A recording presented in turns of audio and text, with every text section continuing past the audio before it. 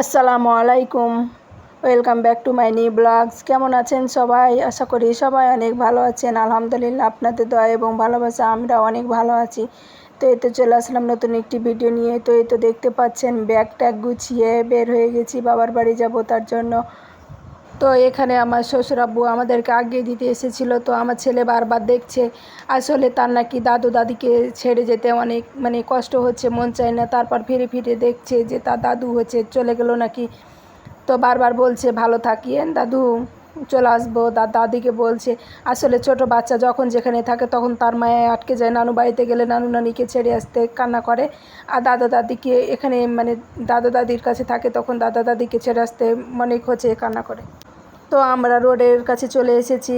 তো আমরা অটোর জন্য অপেক্ষা করতেছি, কারণ হচ্ছে এখন যেহেতু বিকেল 4টা, তেমন একটা জ্যাম নাই। তো রোডে হচ্ছে আমরা অটোর জন্য ওয়েট করছি। কিছুক্ষণের মধ্যে হয়তো অটো চলে আসবে। যখন আসে একসাথে অনেকগুলোই আসছে, আর যখন আসে না একসাথে সব ফাঁকা।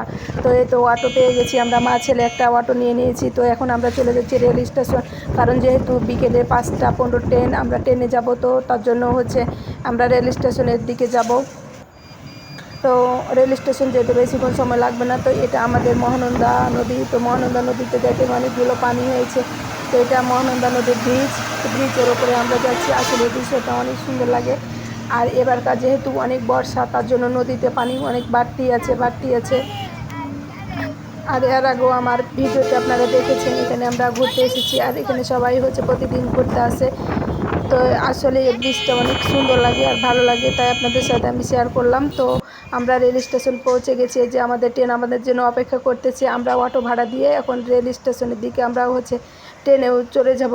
তো ওপর দিয়ে আমরা যাব ওভারব্রিজের দিকে। তো আজকে ট্রেনে এত ভিড় কি বলবো, তো সেভাবে ভিডিও করতে পারিনি। তো আমরা মা ছেলে সিট পেয়েছিলাম, তো সেখানে আমরা বসেছিলাম। তার পাশে রেল লাইনের পাশে অনেকগুলো ধান ক্ষেত লাগা ছিল। ধান ক্ষেতগুলো দেখতে অনেক সুন্দর লাগছিল, মাশাআল্লাহ। আসলে ট্রেনে বসে ধান ক্ষেত আকাশ দেখতে অনেক ভালো লাগে, জানলা ধারে বসে। আর কি বাতাস, শান্তির বাতাস, কি বলবো। আর এত মানুষের চাপে গরম, কি বলবো, এত গরম। তো আমার হচ্ছে বাবার বাড়ি যেতে বেশিক্ষণ না, 40 মিনিট সময় লাগে ট্রেনে করে। আর অটোতে গেলে অনেক লেট হয়।